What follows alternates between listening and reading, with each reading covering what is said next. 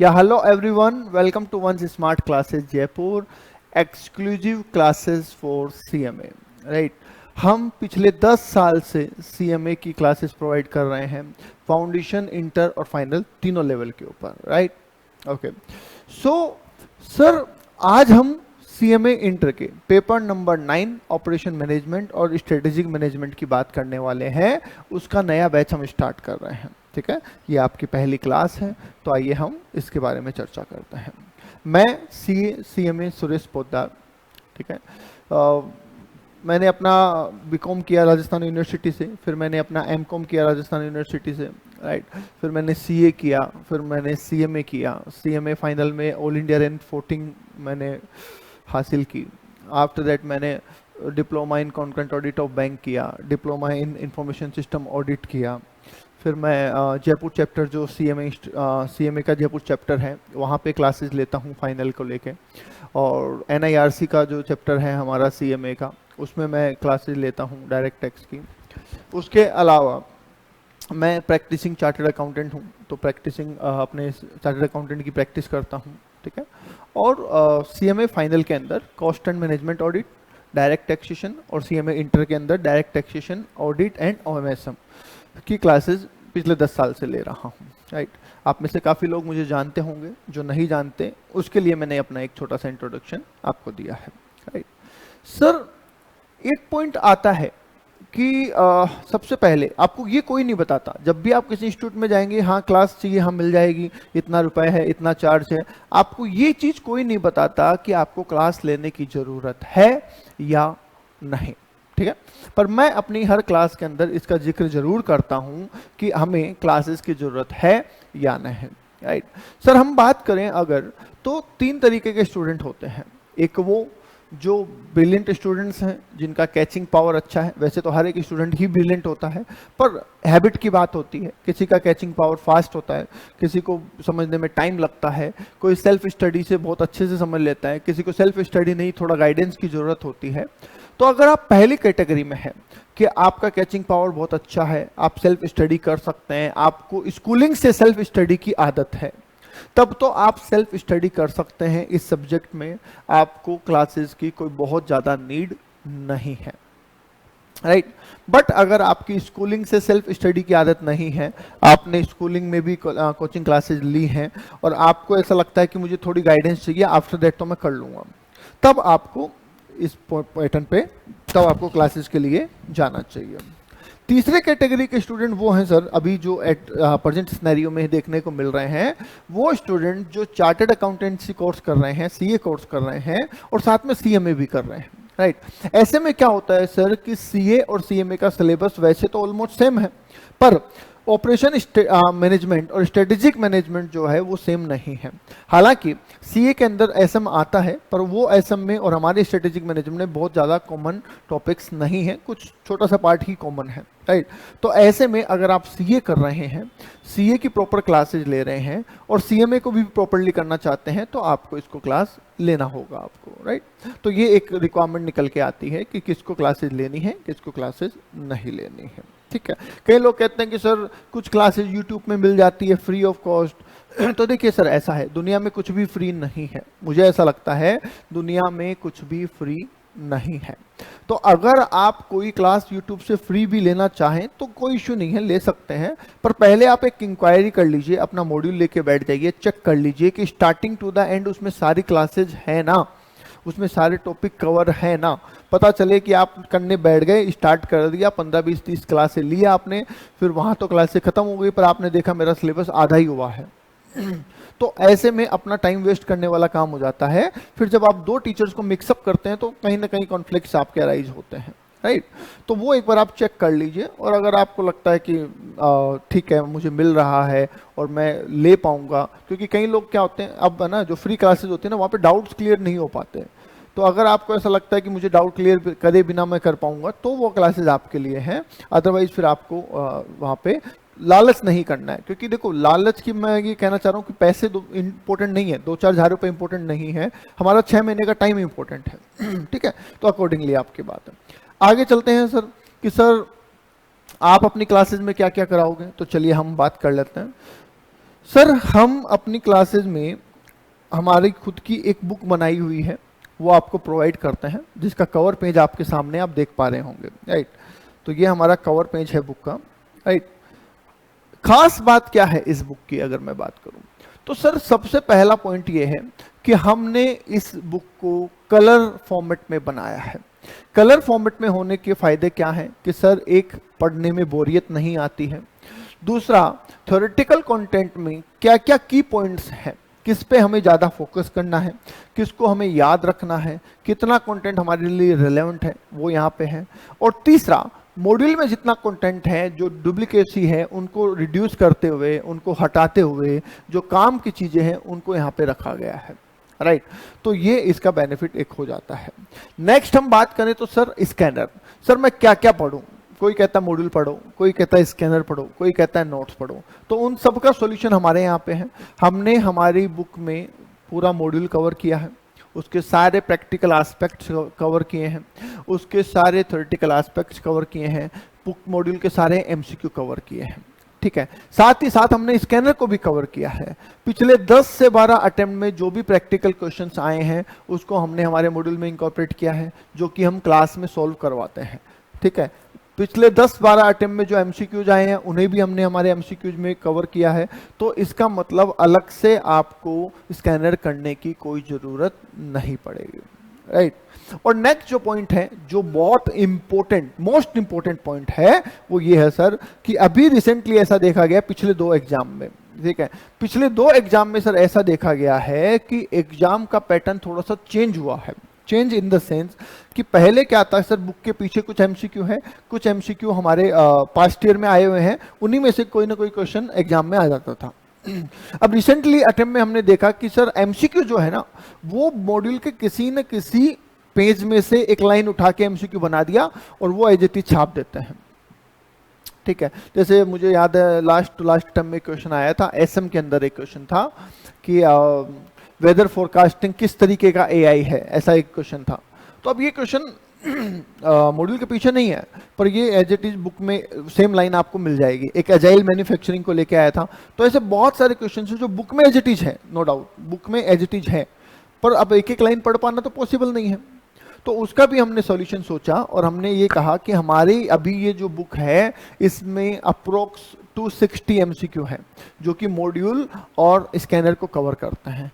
इसके अलावा approx 200 MCQ मैं खुद अलग से डिजाइन कर रहा हूं, बुक की एक एक लाइन से उठा के। जैसे एग्जामिनर बना रहा है वैसे ही मैं क्वेश्चन बना रहा हूं, ताकि हमारा ऐसा कुछ ना बचे जो कि हमें एग्जाम में परेशान करे, राइट। तो वहां से हमारा ये कंप्लीट पैकेज हो जाता है, जिसमें हमें कुछ भी अलग से करने की जरूरत नहीं पड़ती है, राइट। चलिए थोड़ी सी बात कर लेते हैं एग्जाम पैटर्न की और सब्जेक्ट की। तो सुनिए सर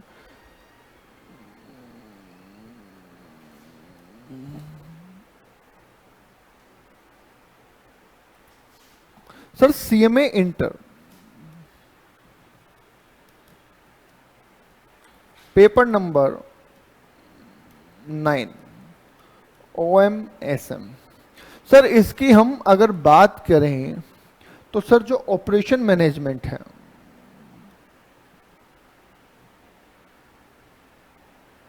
ये 60 मार्क्स कवर करता है,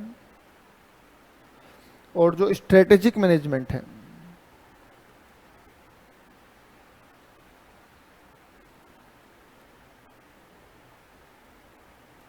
ये 40 मार्क्स कवर करता है, ठीक है। अब बहुत सारे स्टूडेंट यहीं पे गलती कर जाते हैं, वो ये कहते हैं कि सर मैं एक काम करूंगा, ऑपरेशन मैनेजमेंट को ढंग से पढ़ लूंगा, 60 में से 50 नंबर ले आऊंगा, काम हो गया, ठीक है। और एसएम तो सर थोड़ी टफ है, उसकी लैंग्वेज थोड़ी टफ है, तो मैं इसको छोड़ दूं, यहीं पे गलती हो जाएगी सर, ठीक है। प्रैक्टिकली ऐसा नहीं होता है, थोड़ा सा ध्यान से समझिएगा। क्यों? क्योंकि माइंड में क्या आता है कि सर ये तो प्रैक्टिकल टॉपिक है और ये थियोरेटिकल टॉपिक है, ठीक है। तो प्रैक्टिकल पढ़ जाएंगे, 60 नंबर का प्रैक्टिकल पढ़ के जाएंगे तो सर 50 तो आराम से ले जाएंगे, ठीक है। तो ये तो वो मार्किंग पैटर्न है जो हमें मॉड्यूल में बताया जाता है, एक्चुअलिटी में क्या है उसको समझिए, इसको थोड़ा ध्यान से हम समझते हैं। सर OMSM का जो पेपर है इसको आप 3 कैटेगरी में बांटिए। एक तो इसका पार्ट कर दीजिए आप MCQ, इसको तो अलग कर दीजिए आप, MCQ पार्ट को अलग ही कर दीजिए कि 30 मार्क्स के MCQ है। अब इसे आप ये मत समझिए कि OM में से आया SM में से आया, ये दोनों में से आते हैं, प्रोपोर्शनेटली आते हैं दोनों में से। कभी 8 क्वेश्चन OM के आ जाते हैं, 7 SM के आ जाते हैं, कभी 9 क्वेश्चन OM के आ जाते हैं, 6 SM के आ जाते हैं, कभी 7 OM के और 8 SM के, तो ये तो अप्रोक्सीमेटली इक्वल इक्वल आ जाता है। ठीक है, तो OM और SM, ठीक है, ये मान लीजिए 16 मार्क्स, ये मान लीजिए 14 मार्क्स। ठीक, तो इसकी प्रिपरेशन आपको अलग करनी है। इसको आप ये मत समझिए कि मैं जो पढ़ रहा हूँ थ्योरी SM की उसमें से मेरे MCQ हो गए, मैं जो OM के प्रैक्टिकल पढ़ रहा हूँ उसमें से MCQ हो गए, नहीं, इसको आप अलग लेके चलिए। बाकी जो 70 मार्क्स का कंटेंट है, सब्जेक्टिव की हम बात करें, इसको आप समझिएगा थोड़ा ध्यान से। सर इसमें हमारे पास 42 मार्क्स के SM का पेपर आता है, क्योंकि आप यहां पे समझिए मैं आपको 120 मार्क्स का पेपर समझा रहा हूं। ठीक है, आप गलती क्या कर रहे हैं, आप 100 मार्क्स के पेपर का डिस्कशन कर रहे हैं, जबकि 100 मार्क्स का थोड़ी है पेपर आता है 128 मार्क्स का, उसमें से 100 मार्क्स का पेपर आपको करना रहता है। ठीक है, यस। तो यहां पे क्या पैटर्न है सर, ये समझिए आप कि 30 मार्क्स के तो MCQ आ जाते हैं और ये तो कंपलसरी है, ये तो हमें करने ही करने हैं, इसमें तो कोई चॉइस ही नहीं है। सब्जेक्टिव की बात करें तो 3 क्वेश्चन जो होते हैं वो SM के आते हैं, 7 7 7 7 7 7 7 6 क्वेश्चन आते हैं 7 मार्क्स के, 2 के कॉम्बिनेशन में, तो 42 मार्क्स का तो सर ये आ जाता है हमारा। ठीक है, यहाँ पे हो गए हमारे 30 मार्क्स। ठीक है, तो ये हमारा हो गया 70 और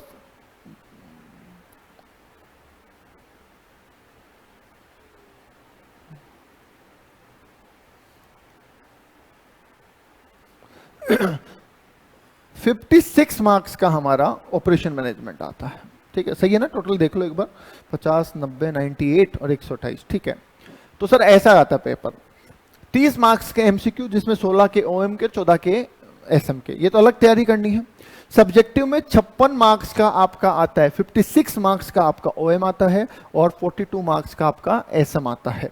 ठीक है, इसमें भी अब आपको पता होना चाहिए कि सर इसमें भी हम अगर बात करें तो 21 मार्क्स की थ्योरी आती है सर, और 35 मार्क्स का प्रैक्टिकल आता है।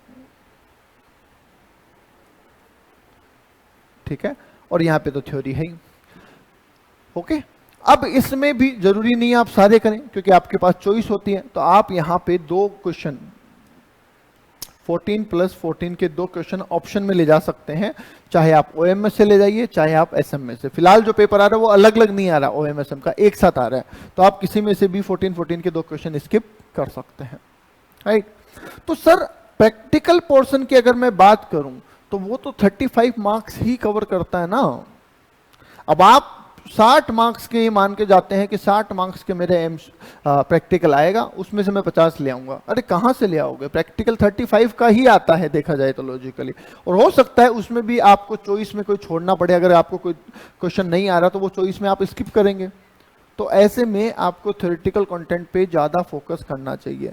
पर प्रॉब्लम क्या है कि हमारे यहाँ पे प्रैक्टिकल टॉपिक बहुत सारे हैं और हमें उन सबको कवर करना है। राइट, यस, तो हमने इस तरीके से डिजाइन किया है हमारी क्लासेस को कि 100 आवर्स का हम टाइम लेते हैं और 100 आवर्स में सब कुछ कवर हो जाता है, प्रैक्टिकल, थ्योरेटिकल, MCQ सब कुछ कवर हो जाता है। राइट, तो ये है इसका कॉन्सेप्ट, समझ में आ गई बात। तो ऐसा नहीं है कि प्रैक्टिकल पे फोकस नहीं करना, प्रैक्टिकल पे फोकस करना है हमको, अच्छे खासा फोकस करेंगे हम, पर डिपेंड नहीं होना है। दोनों बातों में फर्क होता है, फोकस करना अलग चीज है, डिपेंड हो जाना अलग चीज है। तो डिपेंड नहीं होना है हमको सर, ये बात आपको ध्यान रखनी है। क्लियर है पॉइंट? यस, ठीक है। तो अच्छा, कुछ लोग ऐसे दिमाग लगाते हैं कि सर आजकल अगर पेपर सेपरेट नहीं आता तो इसका मतलब तो ये है कि मैं 28 मार्क्स के क्वेश्चन इसी में से छोड़ सकता हूं। तो मैं कहूंगा यस, फिलहाल तो ऐसी सिचुएशन है कि यस, आप ये 14 मार्क्स के यहां से छोड़ सकते हैं। तो आपको यहाँ पे तो फिर 14 मार्क्स को ही अटेंड करना है, बाकी आप ये कर सकते हैं। पर भैया यहाँ पे तो थ्योरी है ना, फिर समझ पा रहे हो, तो थ्योरी से नहीं बच पाओगे आप, थ्योरी तो आपको करनी है, और पेपर पूरा 100 मार्क्स का करने का टारगेट रखो, सिर्फ ऐसा नहीं कि 60 का कर दिया 70 का कर दिया, ठीक है।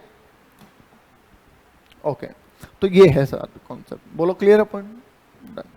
तो अब हम स्टार्ट कर रहे हैं हमारा सब्जेक्ट जिसका नाम है operation management and strategic management. सबसे पहले हम ऑपरेशन मैनेजमेंट की बातें करेंगे। हम इसे दो कैटेगरी में पढ़ेंगे, ऑपरेशन मैनेजमेंट हम अलग पढ़ेंगे और स्ट्रेटेजिक मैनेजमेंट हम अलग पढ़ेंगे, ठीक है। तो जनरली मैं क्या करता हूँ, जनरली मैं ऐसा करता हूँ कि सर क्या होता है कि बच्चा क्या करता है, स्टार्टिंग में प्रैक्टिकल टॉपिक पढ़ लेता है, फिर जब थ्योरी पढ़ने की बारी आती है तो उसको लगता है कि अरे यार थ्योरी तो बहुत टफ है, छोड़ देता हूँ। तो पहली बात तो अपनी क्लास में छोड़ने वाला कुछ भी नहीं है सर, छोड़ने वाला कुछ भी नहीं है, सब कुछ करने वाला ही है, ठीक है। और दूसरी बात ये कि सर हम ऐसा करेंगे कि एक टॉपिक हमने प्रैक्टिकल का किया, एक या दो टॉपिक हमने प्रैक्टिकल के किए, फिर हम 2-3 क्लास एक इसकी ले लेते हैं, स्ट्रेटेजिक मैनेजमेंट की ले लेते हैं, फिर हम वापस प्रैक्टिकल करते हैं, फिर स्ट्रेटेजिक मैनेजमेंट ले लेते हैं, ताकि थ्योरी और प्रैक्टिकल साथ साथ में होता रहे। हालांकि क्लासेस की जो नंबरिंग होगी आपकी वो अलग रहेगी, ओएम की नंबरिंग अलग रहेगी, एसएम की नंबरिंग अलग रहेगी। तो जो लोग लाइव ले रहे हैं उन्हें तो पता रहेगा कि कब कौन सी क्लास हो रही है, कि आज एसएम की हुई या ओएम की हुई, पर जो लोग रिकॉर्डिंग ले रहे हैं उनको इससे कोई फर्क नहीं पड़ेगा, उनको ओएम की क्लास अलग मिलेगी, एसएम की क्लास अलग मिलेगी। तो वो चाहे तो अपने हिसाब से भी अपना रूटीन सेट कर सकते हैं, उन्हें ओएम पहले लेनी है, एसएम पहले लेनी है, साथ साथ में लेनी है, जैसा लेना हो ले सकते हैं, ठीक है। एक सवाल का जवाब मैं और दे दूं कि सर एसएम कैसे पढ़ें, ठीक है। देखिए नो डाउट मैं इस बात से मना नहीं करूंगा कि एसएम की थ्योरी बहुत टेक्निकल और बहुत टफ है, मैं इस बात से मना नहीं करूंगा। मैं ऑडिट भी पढ़ाता हूं, मैं इनकम टैक्स भी पढ़ाता हूं, इनकम टैक्स भी इतना टफ नहीं है, ऑडिट तो बिल्कुल भी टफ नहीं है, ठीक है। क्योंकि ऑडिट में बहुत सारे टर्म्स आपने सुने हुए रहते हैं, आपने कहीं ना कहीं लाइफ में यूज किए हुए रहते हैं। स्ट्रेटेजिक मैनेजमेंट में जो टर्म्स आते हैं वो बिल्कुल नए हैं, प्लस हमारा जो मॉड्यूल है, हमारा मॉड्यूल मतलब जो आईसीएमए का मॉड्यूल है, उसमें सबसे खास बात यह है कि सर ये मॉड्यूल बनाया हुआ नहीं है, ठीक है। एक तो होता है किसी राइटर ने लिखा हो, तो राइटर जब लिखता है तो उसकी लैंग्वेज पूरे मॉड्यूल में सेम रहती है, उसकी इंग्लिश पूरे मॉड्यूल में सेम रहती है, उसका कॉन्सेप्ट कहीं ना कहीं लिंक करता रहता है।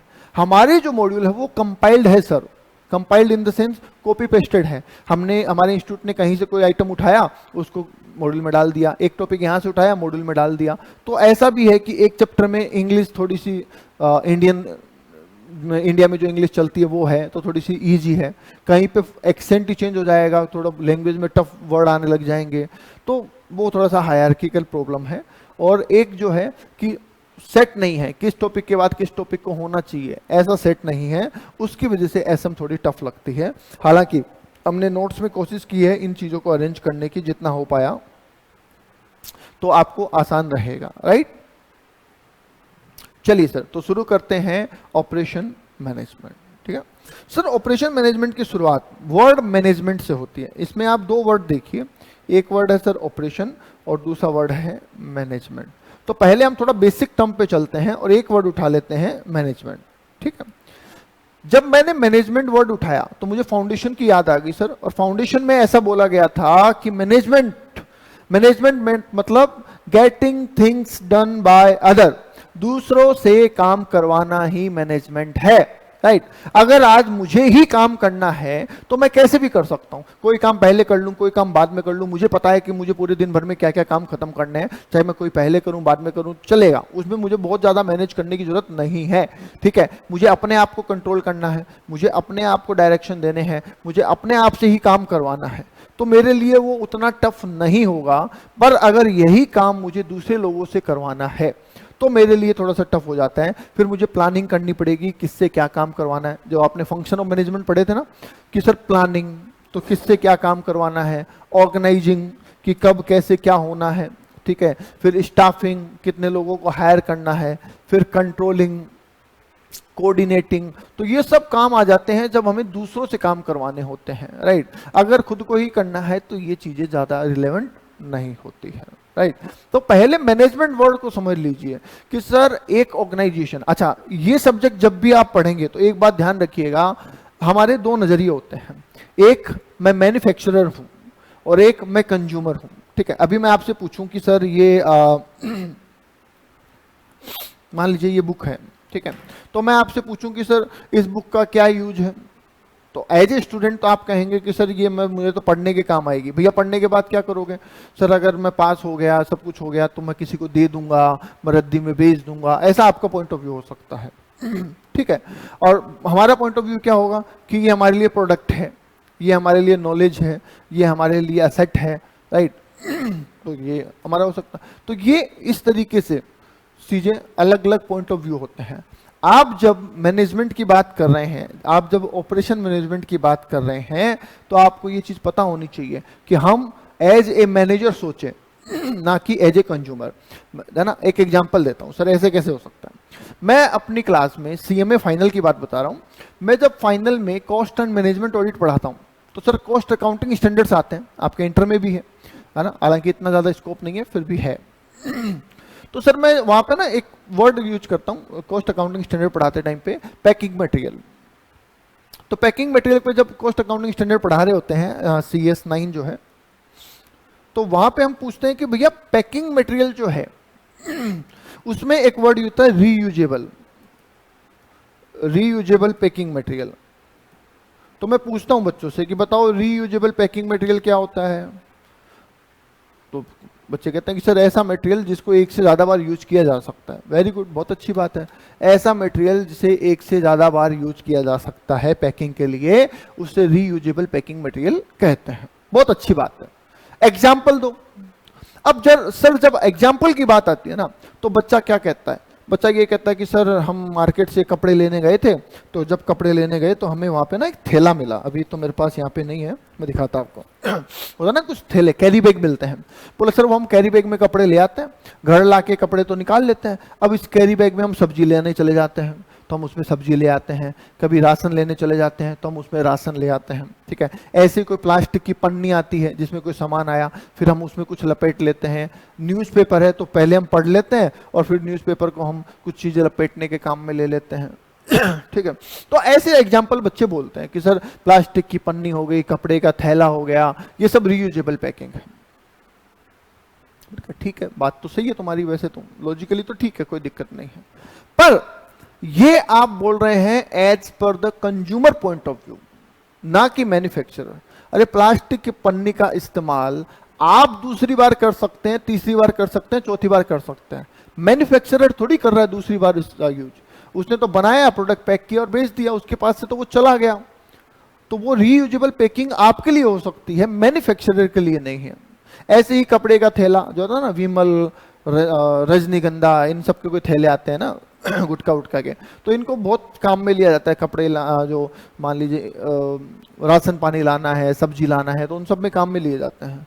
तो ये रीयूज कर रहे हैं आप, ना कि मैन्युफैक्चरर जिसने कि वो पैकिंग मटेरियल बनाया है। ठीक है, तो जब मैंने आपसे पूछा कि रीयूजेबल पैकिंग बताओ, तो मैंने कंज्यूमर के पॉइंट ऑफ व्यू से नहीं पूछा। मुझे कॉस्टिंग कंज्यूमर की थोड़ी निकालनी है, मुझे कॉस्टिंग निकालनी है मैन्युफैक्चरर की। तो मुझे मैन्युफैक्चरर के पॉइंट ऑफ व्यू से पता होना चाहिए कि रीयूजेबल पैकिंग क्या है। ठीक है, जैसे मान लीजिए गैस सिलेंडर है, ठीक है, अब गैस सिलेंडर का इस्तेमाल हाँ मैन्युफैक्चरर बार बार करता है, उसको रिफिल करता है, बेचता है, रिफिल करता है, बेचता है, तो वो हो सकता है। ऐसे ही पेप्सी की कांच की बोतल आती है, तो वो मैन्युफैक्चरर के लिए रीयूजेबल है। अब वो आपको देता है, आप पीते हैं, वापस बोतल लौटा देते हैं, बोतल वापस कंपनी में जाती है, रिफिल हो जाती है, तो वो उसके लिए रीयूजेबल है और उसकी कॉस्टिंग पे इफेक्ट डालेगी, राइट। तो यहां पे बात जो है वो from the point of view of manufacturer या ऑर्गेनाइजेशन या मैनेजर होना चाहिए, कंज्यूमर के पॉइंट ऑफ व्यू से आप नहीं सोचेंगे, राइट। तो जितने दिन ये सब्जेक्ट आप पढ़ेंगे, आप अपने आप को विजुअलाइज कीजिए कि आप प्रोडक्शन मैनेजर हैं, आप जनरल मैनेजर हैं, आप टॉप लेवल के मैनेजर हैं, किस इसमें से किसी भी पोस्ट पे आपको अपने आप को सेट करना है, राइट। चलिए सर, ये मैनेजमेंट पिरामिड आपने देखा होगा कि 3 लेवल के मैनेजमेंट होते हैं, एक टॉप लेवल, एक मिडिल लेवल और एक लो लेवल। लो लेवल को हम ऑपरेशनल लेवल भी बोलते हैं, ठीक है। टॉप लेवल को हम स्ट्रेटेजिक लेवल भी बोलते हैं। ठीक है, तो सर जो डिसीजन मेकिंग होती है, बड़े बड़े डिसीजन जो होते हैं वो टॉप मैनेजमेंट करता है। किसी बिजनेस को चलाना या नहीं चलाना, किसी प्रोडक्ट को लॉन्च करना या नहीं करना, कंटिन्यू करना या नहीं करना, किसी कंपनी के साथ अमलगमेशन रिकंस्ट्रक्शन वगैरह करना या नहीं करना, ये सारे टॉप लेवल की बातें हैं। तो इसलिए इसे स्ट्रेटेजिक लेवल या टॉप मैनेजमेंट या स्ट्रेटेजिक मैनेजमेंट बोला जाता है। अब यहाँ पे जो भी काम होगा उसको मैनेज करने की जो प्रोसेस है वो हमारी स्ट्रेटेजिक मैनेजमेंट में आती है। इसलिए हम जो पढ़ेंगे एसएम, उसमें हम टॉप लेवल की बातें पढ़ेंगे कि टॉप लेवल की स्ट्रेटेजी क्या है, टॉप लेवल कैसे सोचता है, उसको कंपटीशन में कैसे बीट करना, compete करना है, अपने दुश्मन को कैसे बीट करना है। ये सब काम टॉप लेवल के होते हैं जो कि हमारे स्ट्रेटेजिक मैनेजमेंट में कवर होगा। ठीक है, फिर बात आई कि सर हमारे बिजनेस में काम कैसे चलता है। तो हमारे बिजनेस में जो काम चलता है वो ये दो लेवल पे चलता है। मिडिल लेवल पे सर मैनेजर्स वगैरह होते हैं जो कि हैंडल करते हैं, काम करवाते हैं कि किस काम को कैसे करवाना है। और जो लो लेवल पे होते हैं वो काम करते हैं, जिसमें फोरमैन, सुपरवाइजर्स वगैरह आ जाते हैं। ठीक है, तो इनको जब हम ये देखते हैं कि इनसे काम कैसे करवाना है, काम क्या करना है, कब करना है, कैसे करना है, किसको करना है, कितना करना है, जैसे माल मंगाना है तो कितना मंगाना है, कितनी क्वांटिटी में मंगाना है, कहाँ रखेंगे, एक बार में कितना बनाएंगे, एक बार में कितना मंगाएंगे, एक बार में कितना कंज्यूम करेंगे, ये सब चीज़ों के जवाब हमें यहाँ मिलते हैं इन दो लेवल पे। और इनको मैनेज करना हमारे ऑपरेशन मैनेजमेंट में आता है। वैसे तो ऑपरेशन मैनेजमेंट में लोअर लेवल आता है, पर मिडिल लेवल भी कहीं ना कहीं उसमें इंक्लूड हो जाता है। राइट, आई बात समझ में? ठीक है, तो इसी से हमारा ये पूरा सब्जेक्ट बना है, operation management and strategic management. आगे बात समझ में? ठीक है, तो देखिए यहां पे एक डेफिनेशन भी हमने दी है। क्या दी है? Operation management encompasses all organizational activities that acquire the raw form of material,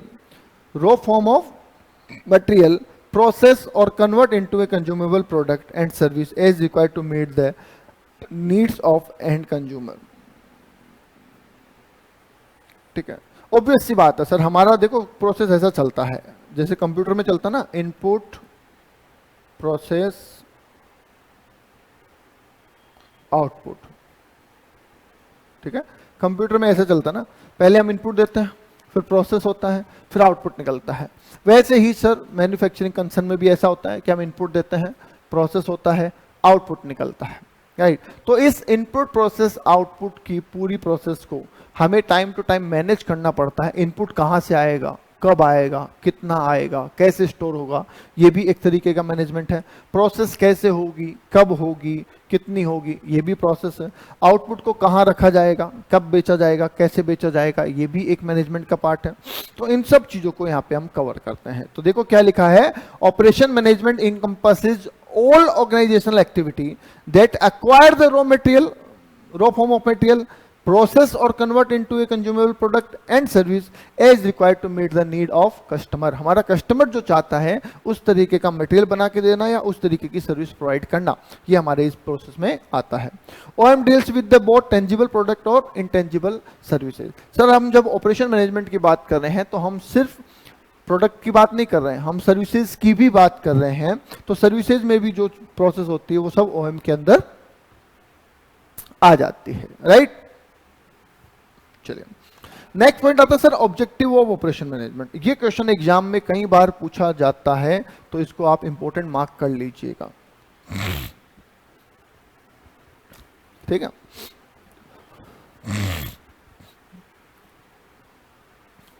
okay, तो सर पहला पॉइंट आता है कि हम ऑपरेशन मैनेजमेंट कर क्यों रहे हैं। Objective, why. ऑब्जेक्टिव मतलब उद्देश्य। कोई भी काम करने का हमारा कोई तो, आप सीएमए क्यों कर रहे हैं? कोई कहेगा कि सर मुझे डिग्री चाहिए, कोई कहेगा मुझे पैसा चाहिए, कोई कहेगा मुझे अच्छी लाइफ चाहिए, कोई कहेगा मुझे अच्छी लड़की मिल जाए शादी के लिए इसलिए कर रहा हूँ। राइट, ठीक है, यस, तो ये आपके ऑब्जेक्टिव हो सकते हैं। कोई कहता है कि सर मैं तो बस इसलिए कर रहा हूँ, घर वाले, घर पे रहूँगा तो घर वाले काम करवाते हैं, तो इससे अच्छा मैं बाहर रहूँ, कुछ पढ़ भी लूँ, ठीक है, तो सबके अपने अपने ऑब्जेक्टिव हैं। तो ऑपरेशन मैनेजमेंट क्यों किया जा रहा है, आप नाम से समझिए। ऑपरेशंस का मैनेजमेंट मतलब हमारे जो काम है उनका मैनेजमेंट, वो काम ढंग से हो रहे हों, वो काम तरीके से हो रहे हों, उस काम में किसी तरीके का वेस्टेज ना हो, किसी तरीके का लॉस हमें ना हो रहा हो, इन चीज़ों का हमें ध्यान रखना है। ठीक है, काम तो सब करते हैं, आप समझिए, जीवन में, लाइफ में काम तो सब करते हैं, पर सबको क्या उतना आउटपुट मिलता है? नहीं मिलता। क्यों नहीं मिलता? रीजन कि सबका काम करने का तरीका अलग अलग है। आप काम को किस हिसाब से करते हैं, उसको किस हिसाब से मैनेज करते हैं, उसमें कितना अच्छा आउटपुट देते हैं। ठीक है, अब चाय पीने जाते हैं, ठीक है, तो सारे चाय वाले चाय ही बना रहे हैं, कुछ अलग थोड़ी बना रहे हैं, पर कहीं पे आपको बहुत सेटिस्फैक्शन मिलता है और कहीं पे आप कहते हैं कि पैसे वेस्ट हो गए। क्यों? क्योंकि उसका टेस्ट कैसा है, उसमें मेहनत कैसी की गई है, उसका आउटपुट कैसा है, वो सब चीज़ों पे डिपेंड करता है। जो ऐसा आपको टेस्ट चाहिए, कड़क चाहिए, चाय ना अच्छी चाय पत्ती चाहिए, दूध अच्छा चाहिए, तो ये सब चीज़ें अगर आपको आपकी नीड के हिसाब से मिल रहे हैं तो कहीं ना कहीं आप सेटिस्फाइड होंगे और आप कहेंगे कि मैं इस दुकान पे दोबारा जाऊंगा। पर अगर आपको आपकी चीज़ पैसे के हिसाब से, एक्सपेक्टेशन के हिसाब से चीज़ नहीं मिली, है ना, आपने पूछा चाय कितने की, कहता 30 रुपए की, 30 रुपए की है तो बढ़िया ही होगी। फिर जब आपने पी तो आपको लगा कि अरे यार ये तो कचरा है, 5 रुपए में भी नहीं पीनी चाहिए थी। तो ऐसे में आपका सेटिस्फेक्शन लेवल वहां पे बिल्कुल नहीं आया, आप अगली बार वहां पे डेफिनेटली नहीं जाएंगे, राइट। पर अगर आपको चीज ऐसी मिलती कि यार पैसे तो 30 रुपए लिए पर मजा आ गया, तो आप 30 रुपए देके भी अगली बार वहां पे जरूर जाएंगे, राइट। तो ये पर्पज होता है मैनेजमेंट करने का, ऑपरेशंस को मैनेज करने का, ताकि हमारा काम बहुत ढंग से और अच्छे से हो जाए। तो दो ऑब्जेक्टिव यहाँ पे डिफाइन किए गए हैं। पहला है कस्टमर सर्विस, मतलब कस्टमर को अच्छी सर्विस मिले, कस्टमर सेटिस्फाइड। यहाँ पे सर्विस का मतलब आप सेटिस्फैक्शन से लिख सकते हैं, ठीक है। तो एक तो कस्टमर सेटिस्फाइड होना चाहिए। सेटिस्फाइड का मतलब कि उसको जो चीज चाहिए थी, जैसी चाहिए थी, जितने में चाहिए थी, जिस टाइम पे चाहिए थी, उसको वो चीज मिल गई, तो वो सेटिस्फाइड है। देखो, अच्छा तो अच्छे की कोई लिमिट नहीं है, खराब की कोई लिमिट नहीं है, ठीक है। डिपेंड करता है कि किसको कितने रुपए में, किस जगह पे, किस टाइम पे क्या चीज चाहिए थी। अगर उसको उस समय पे, उस रुपए में, उस क्वांटिटी में, उस क्वालिटी में, उस वक्त वो चीज मिल जाए तो बेस्ट है, राइट। तो हमें ये देखना है कि क्या हम कस्टमर को वो चीज प्रोवाइड कर पा रहे हैं, पहला पॉइंट, ठीक है। तो ये किसके जरिए हो सकता है? अपने ऑपरेशंस को मैनेज करके ही हो सकता है। दूसरा पॉइंट दूसरा है optimum utilisation of resources. Sir ऐसा ना हो कि कस्टमर को सर्विस देने के चक्कर में हमारे रिसोर्सेज ही वेस्ट हो रहे हैं, ठीक है, ऐसा नहीं होना चाहिए। तो हमें यह भी ध्यान रखना है कि रिसोर्सेज की वेस्टेज ना हो, राइट, ठीक है। तो आइए देखते हैं पहला point. Sir objective operation management में पहला पॉइंट है कस्टमर सर्विस, मतलब कस्टमर सेटिस्फेक्शन भी आप इसको बोल सकते हैं। The first objective is the customer service which means the service for the satisfaction of customer wants. देखो आ गया ना, कि service for the satisfaction of customer want, customer जो चाहता है उसका satisfaction, right. Customer service is there for a key objective of operation management, कि सर हमें ऑपरेशन मैनेजमेंट तभी करने का फायदा तभी है जब हम हमारे कस्टमर की डिमांड्स को फुलफिल कर पा रहे हैं, ठीक है। आप सोचिए, आप एक होटल में गए, है ना, ऐसा समझिए, आप एक होटल में खाना खाने गए। सर आप क्या सोच के जाते हैं किसी होटल में खाना खाने को, कि सर बढ़िया खाना मिलेगा, टेस्टी खाना मिलेगा। पर मेरा सवाल है कि सिर्फ टेस्टी खाना ही आपका सेटिस्फेक्शन वहां पे तय करता है या और भी कुछ होते हैं? अगर मान लो आपको बोला जाए 500 रुपये प्लेट की सब्जी है, 200 रुपये की रोटी है, पर खाना बहुत जबरदस्त है, तो खाना तो अच्छा लगेगा आपको, पर हो सकता है फिर भी आप सेटिस्फाइड नहीं हो। क्यों नहीं हो? क्योंकि रेट बहुत ज्यादा है, रेट उतनी नहीं है जितने का सामान था, जैसा सामान था उतनी रेट नहीं है, राइट। तो रेट भी इंपॉर्टेंट है, इसका मतलब ये भी हुआ ना, सिर्फ टेस्ट नहीं बोल सकता ना आप, टेस्ट अच्छा था पर रेट भी तो रीजनेबल होनी चाहिए। दूसरा पॉइंट, सर रेट भी रीजनेबल है, 200 रुपये प्लेट है और खाना भी बहुत टेस्टी है, पर जब हमने ऑर्डर दिया उसके 1 घंटे बाद खाना आया, तो क्या आप सेटिस्फाइड होके आएंगे वहां से? आप आके बोलेंगे कि बहुत बढ़िया खाना था, मजा आ गया, अगली बार यहीं आएंगे? नहीं, आप कहीं ना कहीं कहेंगे कि भैया आए हुए 1 घंटा हो गया, ऐसे थोड़ी होता है, 1 घंटे में तो भूख ही मर गई हमारी, ठीक है, मन ही नहीं कर रहा आप खाने का। तो इसका मतलब टाइम भी इंपॉर्टेंट है। तो सेटिस्फैक्शन के लिए एक चीज इंपॉर्टेंट नहीं होती, बहुत सारी चीजें इंपॉर्टेंट होती हैं। और ये सब चीजें कब हो पाएगी? जब आप अपने ऑपरेशंस को मैनेज करेंगे। होटल के मालिक को सिर्फ शेफ को मैनेज नहीं करना कि भैया शेफ बढ़िया से बढ़िया ले आया, खाना अच्छे से अच्छा बना देगा, टेस्टी बना देगा तो अपना होटल चल जाएगा, नहीं। उसके साथ आपको वेटर भी अच्छे चाहिए होंगे ताकि सर्विस अच्छी हो सके।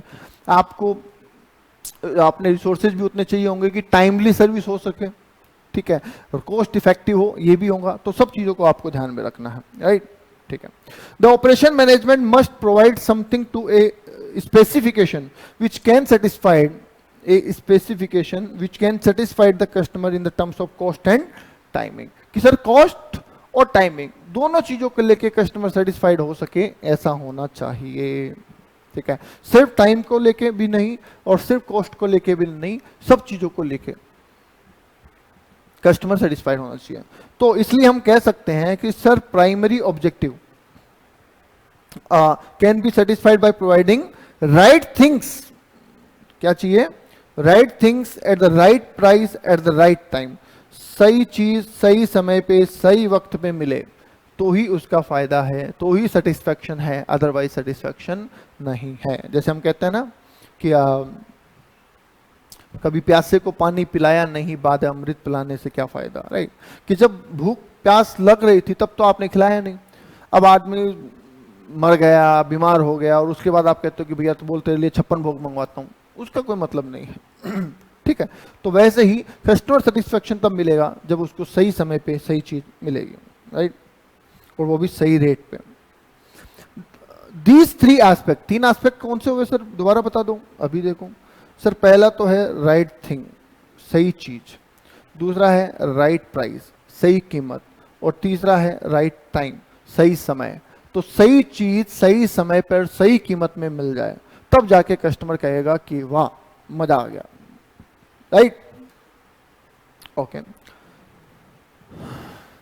तो सर आइए देखते हैं, अब यहां पे ना कुछ एग्जाम्पल दिए हैं कि सर किस इंडस्ट्री में कस्टमर क्या चाहता है, ठीक है, किस इंडस्ट्री में कस्टमर क्या चाहता है, ऐसे कुछ एग्जाम्पल यहां पे दिए गए हैं। तो आइए कुछ पढ़ लेते हैं, ठीक है। इसमें से एमसीक्यू बन सकता है सर, जिस तरीके के एग्जाम पैटर्न अभी आ रहे हैं इसमें से एमसीक्यू बन सकता है, तो ध्यान दीजिएगा। सर देखिए, कस्टमर जनरली कई चीज, ऐसे तो कस्टमर की डिमांड्स का कोई बोलता ना अंत ही नहीं है, कस्टमर पता नहीं क्या क्या चाहता है, और आप सब चीजें हो सकता है फुलफिल नहीं भी कर पाए, राइट। पर आप सेट करिए कि ये प्राइमरी नीड है और कुछ सेकेंडरी नीड्स हैं, ठीक है। जैसे पैसा, कम कीमत पे, सही रेट पे, रीजनेबल प्राइस पे, मुझे लगता है ये तो प्राइमरी है।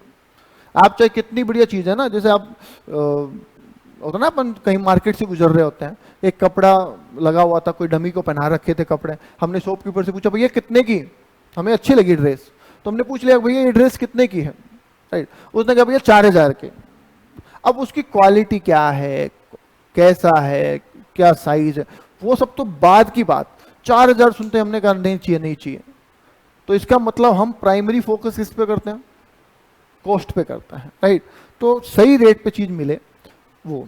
तो आइए देखते हैं अलग अलग बिजनेसमैन से अलग अलग लोग क्या चाहते हैं। सबसे पहले हम बात करते हैं मैन्युफैक्चरर के, ठीक है। एक मैन्युफैक्चरर से कस्टमर क्या चाहता है प्राइमरीली? सर मैन्युफैक्चरर से प्राइमरीली कस्टमर चाहता है कि सर जो माल वो मुझे दे रहा है वो रिक्वेस्टेड और एक्सेप्टेबल स्पेसिफिकेशन, मतलब जैसा मुझे चाहिए वैसा हो, जो जो चीजें मुझे चाहिए वैसी हो, उसमें वो सब क्वालिटीज होनी चाहिए जो मुझे चाहिए, ठीक है। दूसरा पैसा, सर उसकी कॉस्ट रीजनेबल होनी चाहिए, ठीक है। तीसरा टाइमिंग, कि सर वो माल मुझे उतने टाइम में मिल जाए जितने टाइम में मुझे जरूरत है, समझ गए, ठीक है। जैसे आप मिठाई खरीदना, आपके घर में शादी है, कोई फंक्शन है, अब आप किसी मिठाई वाले को कॉन्ट्रैक्ट देने जा रहे हैं, तो उसकी पहले आप क्या बात करोगे? क्वालिटी, भैया क्वालिटी बताओ, ऐसा ना देसी घी में बना के दोगे, बढ़िया बना के दोगे? बोले हाँ बना के दूंगा सर। तो वो हो गया आपका प्राइमरी कंसिडरेशन। फिर बोले पैसे बताओ, अब पैसे में ठीक है, जो मार्केट रेट से वो 10-20 रुपए ऊपर नीचे लेगा तो चलेगा, तो आप कहते हो कि सही रेट है, ठीक है। टाइमिंग, कब डिलीवरी करोगे? वो पूछता है फंक्शन कब है? सर फंक्शन तो परसों है। कि नहीं परसों तो नहीं दे पाऊंगा, अगले दिन दे पाऊंगा। अरे भैया अगले दिन मेरे कोई काम का ही नहीं है, राइट, परसों दो तो बात करूं। तो ये सारी इंपॉर्टेंट चीज हो जाती है, ठीक है। तो मैन्युफैक्चरर से हम चाहते हैं कि हमें वैसी चीज बना के दे जैसी हमें चाहिए, उस रेट पे बना के दे जो हमारा बजट है, और उस समय पे प्रोवाइड करें जिस समय पे हमें वो चीज़ चाहिए, तब तो हम उससे सेटिस्फाइड हैं। अदरवाइज हो सकता है कि हम उस मैन्युफैक्चरर से सेटिस्फाइड ना हो। क्लियर? चलिए, ट्रांसपोर्टर। सर मैंने ना मुंबई से ना एक साइकिल मंगवाई थी, स्पेशल साइकिल मंगवाई थी अपने बच्चे के लिए, राइट? हाँ, तो मैं चाह रहा था कि वो जो ट्रांसपोर्टर है वो मुझे अपना माल पहुंचा दे। कैसे? पहला, movement of goods of A given और रिक्वेस्टेड और एक्सेप्टेबल स्पेसिफिकेशन, कि सर मैं ये चाह रहा था कि मेरा जो सामान है वो एकदम सेफली मेरे पास पहुंच जाए। ट्रांसपोर्टर से मैं क्या चाहता हूँ कि मेरा माल भैया सेफली, अब आप उसको ये नहीं बोल सकते क्वालिटी वो कहेगा मैंने थोड़ी साइकिल बनाई है, मैं तो उठा के ला रहा हूँ। अरे मैन्युफैक्चरर कोई और है, वो मुंबई का है, उसने मुंबई में मुझे माल बेचा, मैंने ट्रांसपोर्टर को कहा कि भैया मुंबई से माल जयपुर डिलीवर कर दो, तो उसमें क्वालिटी ऑफ गुड्स तो ट्रांसपोर्टर के हाथ में थोड़ी है, वो तो मैन्युफैक्चरर के हाथ में था। ठीक है, ट्रांसपोर्टर से तो मैं ये चाहता हूं कि वो मेरा माल सही सलामत सही कंडीशन में ले आए। समझ गए? आप एग्जाम में ऐसे तुक्के मत मार के आ जाना, ट्रांसपोर्टर पूछा बोला क्वालिटी ऑफ गुड्स अच्छी होनी चाहिए, अरे उसका कोई लेना देना ही नहीं है क्वालिटी ऑफ गुड्स के साथ। ठीक है, तो वो ये बोल सकते हैं कि हम जैसा उम्मीद कर रहे थे कि जिस तरीके से आप माल हमें डिलीवर करोगे वो, पैसा भाड़ा कितना लोगे वो, ठीक है, टाइम कितना लोगे, ड्यूरेशन, ठीक है, कि सर कितने दिन में आ जाएगा माल। अब ट्रांसपोर्टर कहता है कि सर 4 दिन में आ जाएगा, और मुझे भी लगता है कि 4 दिन तो लगेंगे। ठीक है, अब अगर उसने 4 दिन में कर दिया या 3 दिन में डिलीवर कर दिया तो मैं सेटिस्फाइड हूँ, और अगर उसने 8 दिन ले लिए तो मैं डिससेटिस्फाइड हूँ, राइट? ठीक है, वेट और delay from requesting to its commencement, तो ये सर चीजें हैं जो हमें नहीं मिली तो हम डिससेटिस्फाइड हो जाएंगे। सही तरीके से माल नहीं मिला, सही समय पे माल नहीं मिला, सही भाड़े पे माल नहीं मिला, तो हम कहीं ना कहीं ट्रांसपोर्टर से डिससेटिस्फाइड हो जाएंगे। तो अगर सेटिस्फेक्शन लाना है तो इन चीजों को हमें फुलफिल करना पड़ेगा। ठीक है, नेक्स्ट पॉइंट आ जाइए सर, सप्लाई। अब सप्लायर जो होते हैं उनकी बात कर लेते हैं सर। सर अगेन हम ये चाह रहे हैं कि स्पेसिफिकेशन, जैसा माल हमें चाहिए था अब वैसा ही हमें सप्लाई करें, जिस कीमत पे हमें चाहिए था, जो हमारा बजट था, हमने पहले भी आपको बताया था, तो हमें उस तरीके का माल उस रेट पे चाहिए। ठीक है, टाइमिंग, जब हमें माल चाहिए तब आप हमें करो। सप्लायर, अब जैसे मेरी मैन्युफैक्चरिंग है और मेरे पास रॉ मटेरियल कहीं से आता है, तो भैया अगर तुम मुझे टाइम पे माल नहीं दोगे तो मेरे तो मैन्युफैक्चरिंग बंद हो जाएगी। ठीक है, तो मैं चाहता हूं कि मेरा काम बंद नहीं होना चाहिए, तो आप मुझे टाइमली गुड्स डिलीवर करेंगे। ठीक है, रिक्वेस्ट टू सप्लाई और टू रिसीव। ठीक है, तो ये सब चीजें हम एक सप्लायर से चाहते हैं। ठीक है, अब आ जाइए सर्विस प्रोवाइडर। सर्विस प्रोवाइडर मतलब जैसे कि ब्यूटी पार्लर, ठीक है, सीए, एडवोकेट, सीएमए, डॉक्टर, तो इन लोगों, ये लोग क्या करते हैं? सर्विस प्रोवाइड करते हैं। तो इनसे हमारी क्या उम्मीद होती है? डॉक्टर से उसके पेशेंट की उम्मीद क्या है, एडवोकेट से उसके क्लाइंट की उम्मीद, सीए और सीएमए से उसके क्लाइंट की उम्मीद क्या है, स्कूल से उसके स्टूडेंट की उम्मीद क्या है, ठीक है, डॉक्टर से उसके पेशेंट की उम्मीद क्या है। तो ये सब चीज़ें हम देखते हैं। तो सर हम ये चाह रहे हैं ट्रीटमेंट ऑफ ए गिवन और रिक्वेस्टेड और एक्सेप्टेबल स्पेसिफिकेशन, कि सर हमारी जो समस्या है हमारी जो प्रॉब्लम हम आपके पास लेके आए हैं, पहली बात तो हमें उसका वैसा सॉल्यूशन मिले जैसा हम चाहते थे। दूसरा, पैसा, आप हमसे पैसा जो चार्ज करेंगे वो रीजनेबल होना चाहिए। तीसरा, ड्यूरेशन एंड टाइम, आपको उस काम को करके देने में, है ना, हमने एक सीए को कहा कि साहब हमें आईटीआर फाइल करवानी है, बोला हाँ कर देंगे। रेट, बोले सर 2000 रुपये, हमने कहा चलो ठीक है। टाइम, सर हफ्ते भर में कर देंगे, तो ठीक है, सब बातें ठीक थी। अब सर 1.5 महीना हो गया, अभी तक आईटीआर फाइल नहीं हुई, तो क्या हम उससे सेटिस्फाइड होंगे? आंसर इज नो, हम उससे सेटिस्फाइड नहीं होंगे। क्यों? क्योंकि कॉस्ट तो सही ले रहा है पर टाइम नहीं ले रहा ना, सही टाइम ज्यादा ले रहा है, राइट? तो ये कुछ चीजें हमें ध्यान रखनी होती है जो कि कस्टमर सेटिस्फेक्शन के लिए जरूरी है, और ऑपरेशंस को मैनेज करके हम यही इंश्योर करते हैं कि ये सब चीजें हमें अचीव होती रहे, राइट? ठीक है, ये आ जाएगा ना? हाँ ठीक है, कोई बात नहीं। बताइए जी, यहां तक बात समझ में आती है? यहां तक कोई डाउट है तो बोलिए पहले। आगे चलते हैं। दूसरा ऑब्जेक्टिव क्या है हमारा? Resource utilisation. सर यूटिलाइजेशन का मतलब यहाँ पे बेस्ट यूटिलाइजेशन से है। जैसे आपके पास अभी रिसोर्सेज है, आपके पास क्लासेज हैं, आपके पास टाइम है, आपके पास पैसा है, आपके पास में प्रॉपर गाइडेंस है, इन सब को आप कितने अच्छे से यूटिलाइज कर पाते हैं, ये आपके ऊपर है। जितना अच्छा आप अपने ऑपरेशंस को मैनेज करेंगे उतना ही अच्छा आपका रिजल्ट रहेगा। राइट तो एक मैन्युफैक्चरिंग कंसर्न अपने ऑपरेशंस को मैनेज इसलिए करती है ताकि वो अपने रिसोर्सेज का बेटर यूटिलाइजेशन कर पाए, उनमें वेस्टेज या मिसयूज ना हो। राइट तो another major objective is to utilise resources for the satisfaction of customer wants effectively. That is, customer service must be provided with the achievement of effective operations through efficient use of resources। कि sir आपका customer खुश है, बहुत अच्छी बात है, ठीक है, बट इट डजंट मीन कि आप अपने रिसोर्सेज का वेस्टेज करें। ठीक है, क्योंकि अगर आप अपने रिसोर्सेज का वेस्टेज करते हैं, ठीक है, अगर आप अपने रिसोर्सेज का वेस्टेज करते हैं तो in that situation sir, in that situation आप प्रॉफिटेबल नहीं होंगे। कस्टमर सेटिस्फेक्शन तो मिल जाएगा, जैसे मान लीजिए कि सर आपने एक प्रोडक्ट बनाया है ना, और आपने उसमें लापरवाही की, प्रोडक्ट गलत बन गया, ठीक है, आपने क्लाइंट को दिखाया, क्लाइंट कहता है कि ये क्या बना दिया, मैंने तो ऐसा मांगा ही नहीं था, मैंने तो वैसा मांगा था। आपने कहा कोई बात नहीं सर, हम चेंज करके देते हैं आपको। आपने अपनी टीम को लगाया, नया प्रोडक्ट बनाया और कस्टमर को दे दिया, तो ठीक है, कस्टमर तो सेटिस्फाइड हो गया, ठीक है, उसको अपना प्रोडक्ट जो चाहिए था वो मिल गया, विद इन द टाइम मिल गया, तो कोई दिक्कत नहीं है उसको। पर हमारा तो मटेरियल खराब हो गया ना, हमारा तो वेस्टेज हो गया। तो ऐसे में हम कस्टमर सेटिस्फाइड तो कर पाएंगे पर प्रॉफिटेबल नहीं हो पाएंगे। तो इसलिए दोनों बातों को ध्यान रखना जरूरी है कि ना तो हम हमारा कस्टमर को डिससेटिस्फाइड करें और ना ही हम हमारे रिसोर्सेज का गलत इस्तेमाल होने दें। राइट, हाँ, तो ये बात आपको यहाँ पे ध्यान रखनी। Inefficient use of resources or inadequate customer service lead to the commercial failure। देखो कितना बढ़िया वर्ड यूज किया गया है, commercial failure of an operating system. अगर आप अपने रिसोर्सेज का गलत इस्तेमाल करते हैं, इन गलत मतलब इनएफिशिएंट, अच्छे किफायती बोलते हैं ना, किफायती इस्तेमाल नहीं कर रहे, ज्यादा रिसोर्सेज यूज हो रहे हैं, कम आउटपुट निकल रहा है, ठीक है, या कस्टमर सेटिस्फाइड नहीं हो रहे हैं, तो दोनों ही केस में क्या हो जाएगा, आपका स्टार्टअप, आपका बिजनेस फेल हो जाएगा। राइट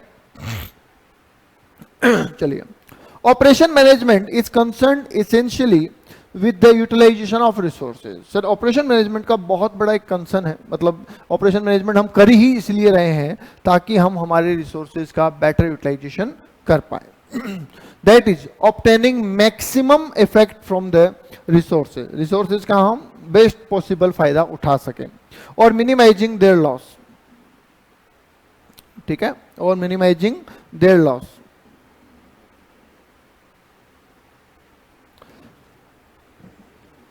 ठीक है, अंडर यूटिलाइजेशन और वेस्ट किसी भी तरीके के ऐसी चीजें नहीं हो, हम इसकी कोशिश करते हैं, इसलिए हम ऑपरेशन मैनेजमेंट कर रहे हैं।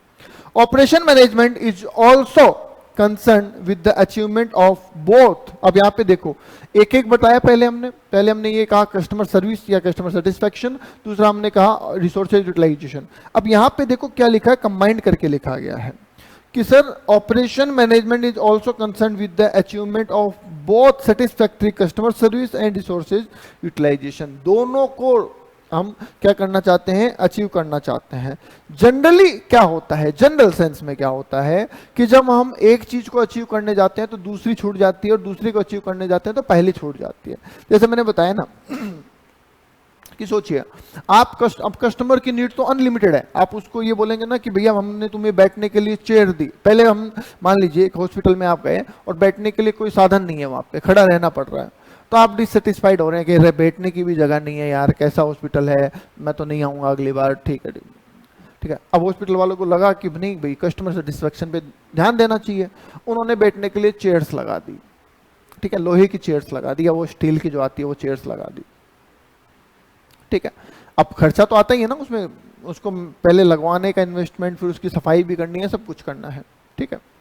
अब आप थोड़े से सेटिस्फाइड हुए, जो लोग आए, नए पेशेंट्स आए, वो सेटिस्फाइड हुए कि हाँ ठीक है, बैठने की व्यवस्था है, प्रॉपर अच्छा है। अब कुछ लोग कहते हैं यार सीट अच्छी नहीं है, थोड़ी सी कंफर्टेबल नहीं है, ठीक है, तो आपने कहा गद्दे वाली लगवा देते हैं, तो आपने गद्दे वाली सीटें लगवा दी, तो आपकी कॉस्ट और बढ़ी, ठीक है। फिर आपको लगा कि नहीं और, तो आपने सोफे लगवा दिए, ठीक है। फिर आपने लगा कि सर पंखा तो होना चाहिए, पंखे हैं, फिर एसी लगवा दी, एसी लगा देते हैं। तो ऐसे देखा जाए तो कस्टमर डिमांड तो बहुत सारी है, ठीक है। पर अगर आप जाएंगे कि मैं कस्टमर को एकदम प्योरली सेटिस्फाइड कर दूं, तो इधर आपकी कॉस्टिंग बढ़ेगी और आपका प्रॉफिट जो है वो कम हो जाएगा, ठीक है। और अगर आप प्रॉफिट की तरफ देखते हैं, कस्टमर को फिर सर्विस देने में चूक जाते हैं, कहते हैं कि नहीं यार एसी रहने दो, तो वहां पे कस्टमर का सेटिस्फेक्शन डाउन होता है। तो प्रॉब्लम यह है कि सेटिस्फेक्शन बढ़ाना है तो कॉस्ट बढ़ जाती है, प्रॉफिट कम हो जाता है, ठीक है। कॉस्ट को घटाना है, प्रॉफिट बढ़ाना है, तो सेटिस्फेक्शन लेवल घट जाता है। तो सर दोनों चीजें अपोजिट में चलती हैं, राइट। तो ऐसे में हमें मैनेज करना पड़ता है, लिखा है ना, often both can not be maximise. आप दोनों को मैक्सिमाइज नहीं कर सकते कि सेटिस्फेक्शन भी ज्यादा से ज्यादा हो और प्रॉफिट भी ज्यादा से ज्यादा हो, ऐसा नहीं हो सकता। तो ऐसे में आपको बैलेंस करना पड़ेगा। क्या करना पड़ेगा? बैलेंस करना पड़ेगा दोनों चीजों को, कि कस्टमर भी सेटिस्फाइड रहे और ज्यादा खर्चा भी ना हो, ठीक है। देखिए आप सर्विस सेंटर में जाइए, जब आप किसी सर्विस सेंटर में जाते हैं ना, तो वहां पे क्या होता है जनरली, अगर सर्विस सेंटर में आपकी कोई बात बिगड़ गई, आपको सर्विस अच्छी नहीं लगी, आप किसी चीज से सेटिस्फाइड नहीं है, तो ऐसे में क्या होता है, वहां का जो मैनेजर होता है ना, वो आपको कुछ ना कुछ परक्यूजिट देता है कि अरे सर आप टेंशन मत लीजिए, मैं आप एक काम करता हूँ, आपको वॉशिंग कूपन दे देता हूँ, आपकी गाड़ी जो है 2 बार फ्री में वॉश हो सकती है, या मैं आपकी एक सर्विस फ्री करवा देता हूँ। वो ऐसा कुछ ना कुछ आपको देगा जिसमें उसकी कॉस्ट भी बहुत ज्यादा नहीं आए। सुनना बात को, देखा, मैं अपना एक लाइव किस्सा बताता हूँ आपको। मैं अपनी कार की सर्विस करवाने लेके गया, ठीक है। अब जब मैंने अपने कार की सर्विस करने दी, तो कार में पेट्रोल का टैंक एकदम फुल था, एकदम फुल मतलब जस्ट पेट्रोल पंप से फुल करवाया था, फुल टैंक, है ना, और उसको सीधा सर्विस सेंटर पे खड़ा कर दिया था। अब जब मैं गाड़ी की डिलीवरी लेने गया तो उसमें 25% ही पेट्रोल था, मतलब 75% पेट्रोल गायब, राइट, ठीक है।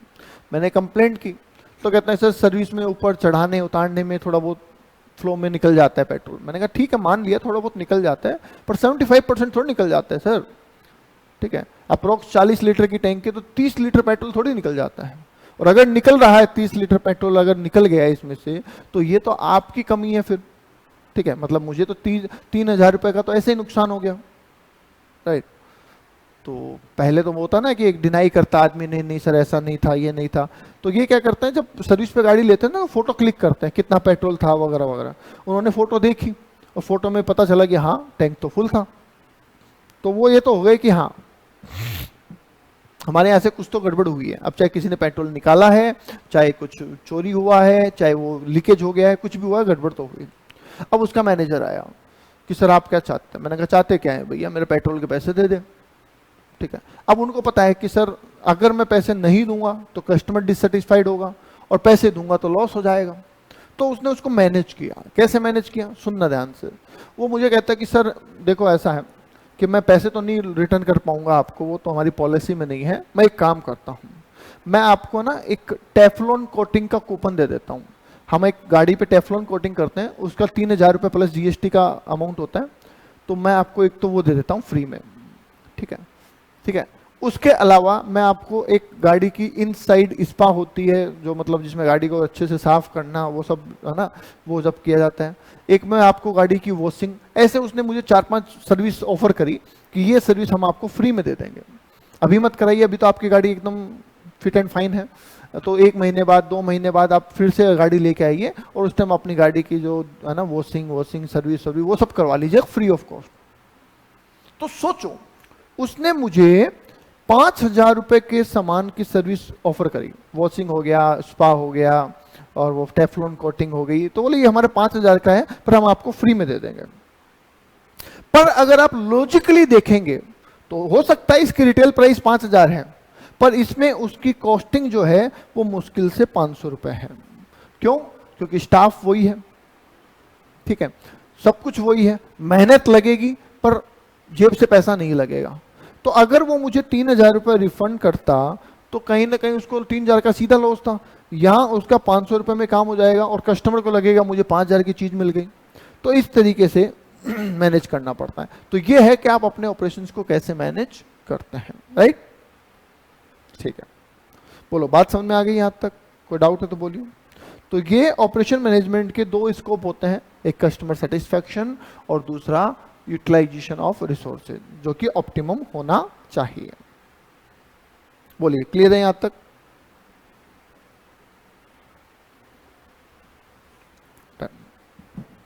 Operation management concern with the conversion of input output. अभी आगे स्कोप की बात कर रहे हैं। स्कोप मतलब क्या होता है, पहले थोड़ा सा ये समझ लीजिए।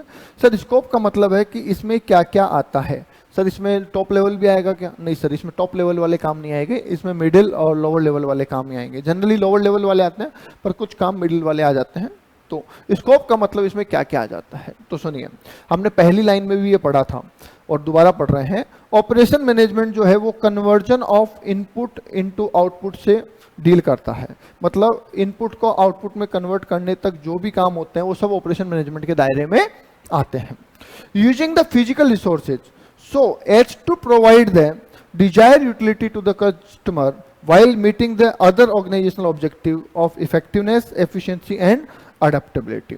कि सर हम इफेक्टिवनेस भी चाहते हैं, एफिशिएंसी भी चाहते हैं, अडेप्टेबिलिटी भी चाहते हैं।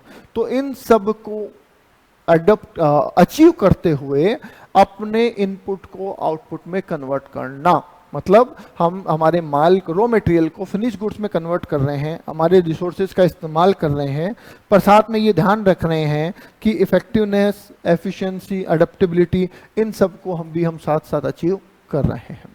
ठीक है। Following are the activity which are listed under the production and operation management function. Sir operation management function में क्या क्या चीजें शामिल होती हैं?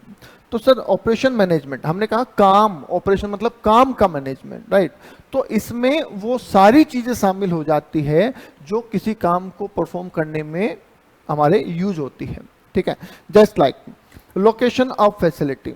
सर हमारी मशीनें कहाँ हैं, हमारा प्लांट कहाँ है, ठीक है, ये भी तो इंपॉर्टेंट है। अगर मेरा प्लांट की लोकेशन सही है, सोचो है ना, अगर मेरे प्लांट की लोकेशन सही है तो मेरी कॉस्टिंग में ऑटोमेटिक फर्क पड़ जाएगा। Optimum utilisation of resources. अब सपोज कीजिए कि मेरा एक ऑफिस है जयपुर में, है ना, बापू नगर, ये मेरा एक ऑफिस है। मेरा दूसरा ऑफिस है जयपुर में वैशाली नगर। ठीक है। अब मेरा स्टाफ क्या करता है, कुछ काम यहाँ करता है। एक टीचर है मेरे, एक फैकल्टी है मान लीजिए, वो फैकल्टी पहले यहाँ क्लास लेती है, फिर यहाँ क्लास लेती है, फिर वापस यहाँ क्लास लेती है। तो जब इनकी दूरी है, मान लीजिए 10 किलोमीटर की दूरी है इसमें, ठीक है, तो अब ये दूरी होने की वजह से उनका आने और जाने का टाइम कंज्यूम हो रहा है ना।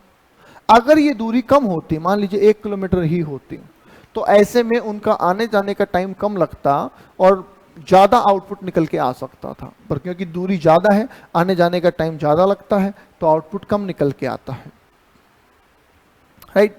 तो ऐसे ही ट्रांसपोर्टेशन कॉस्ट का भी फर्क पड़ रहा है ना, कन्वेंस कॉस्ट, जाना आना का खर्चा ज्यादा आ रहा है। तो ये बहुत सारी चीजें होती हैं। ठीक है। कोई सामान लेके आना, मान लीजिए टेबल चेयर चाहिए यहाँ पे, अगर आसपास होते तो हम वहां से उठा के यहाँ ले आते, यहाँ से कम होती तो वहां, तो कैसे भी हम मैनेज कर सकते थे, राइट। पर अब क्या हो रहा है, अब ऐसा हो पा रहा है कि हमें वहां से अगर मंगाना है तो यहाँ से भेजना ही इतना महंगा पड़ जाएगा कि भेजने के कोई फायदा नहीं है, राइट। तो इसलिए ऑपरेशन मैनेजमेंट के अंदर इस बात का भी डिसीजन करना होगा, इन चीज़ों को भी ध्यान रखना है कि लोकेशन ऑफ फैसिलिटीज वगैरह क्या हो। ठीक है। प्लांट का लेआउट कैसा हो, डिजाइन कहाँ हो। जैसे अपने घर में किचन कहाँ है, डाइनिंग हॉल कहाँ है, रूम कहाँ है, एंट्रेंस कहाँ है, ठीक है, और गेस्ट रूम कहाँ है, तो ये सब चीज़ों का फर्क पड़ेगा। ठीक है। क्योंकि हमें पता है कि किचन और डाइनिंग हॉल के बीच में ज़्यादा बार चक्कर काटने पड़ेंगे, तो ये आसपास अगर होंगे तो एनर्जी जो है, जो हाउस होल्ड लेडी है, उनकी जो एफिशिएंसी है वो ज़्यादा यूज हो पाएगी, उनको मेहनत कम करनी पड़ेगी। अगर आपने एक कोने में किचन, दूसरे कोने में डाइनिंग कर दिया तो बहुत ज़्यादा उनकी भागदौड़ हो जाएगी, आउटपुट कम निकलेगा, राइट। तो ये भी मैटर करेगा कि प्लांट का लेआउट क्या है। फिर सर प्रोडक्ट का डिजाइन कैसा है। बहुत बार ऐसा होता है डिजाइन चेंज करते हैं, कॉस्टिंग पे बहुत बड़ा फर्क पड़ जाता है। ठीक है। प्रोसेस का डिजाइन कैसा है, पहले क्या करेंगे फिर क्या करेंगे, तो इन चीज़ों से बहुत फर्क पड़ जाता है। आगे हम कुछ चैप्टर पढ़ेंगे तब हमें समझ में आएगा कि सर ए पहले करें बी बाद में करें, या बी पहले करें ए बाद में करें, क्या इससे कुछ फर्क पड़ता है? आंसर इज यस, इससे फर्क पड़ता है। आपको देखने में लग रहा होगा क्या फर्क पड़ता है? बिल्कुल फर्क पड़ता है, जब हम पढ़ेंगे तब बताऊंगा आपको इनका मतलब, ठीक है। Production planning and control, production planning कैसे, कब कितना बनाया जाए, कैसे बनाया जाए, राइट। क्वालिटी कंट्रोल, प्रोडक्ट में क्वालिटी बनी रहे, जैसे है ना आईएसओ स्टैंडर्ड्स होते हैं, तो आईएसओ स्टैंडर्ड्स किसको लेके होते हैं? क्वालिटी कंट्रोल वगैरह को लेके होते हैं, तो क्वालिटी कंट्रोल वगैरह पे हम बात करेंगे, ठीक है।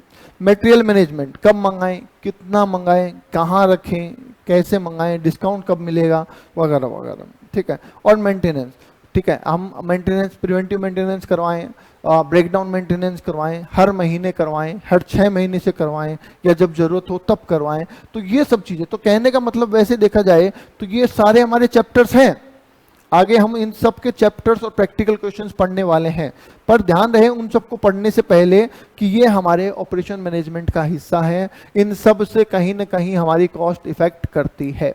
बोलो आगे बात समझ में, राइट। तो ये था हमारा स्कोप ऑफ ऑपरेशन मैनेजमेंट। तो यहां तक कोई डाउट है तो बोल दीजिए, ठीक है। आज के लिए इतना ही, फिर मिलेंगे नेक्स्ट क्लास में। Thank you. और हाँ, जितना पढ़ाया गया है उतना घर जाके जरूर से पढ़ लें, इस भरोसे ना रहें कि एक बार पहले कोर्स पूरा कर लेता हूं फिर पढ़ूंगा, इस चक्कर में बिल्कुल ना रहें, ठीक है। एक बार कोर्स मेरे साथ साथ, एक बार कोर्स घर जाते ही साथ साथ, और 2 बार कोर्स अपना कोर्स खत्म होने के बाद। अगर एग्जाम से पहले इतना कर लिया तो आपको पास होने से, अच्छे मार्क्स, पास ही नहीं अच्छे मार्क्स लाने से कोई नहीं रोक सकता, राइट। चलिए आज के लिए इतना ही, थैंक यू।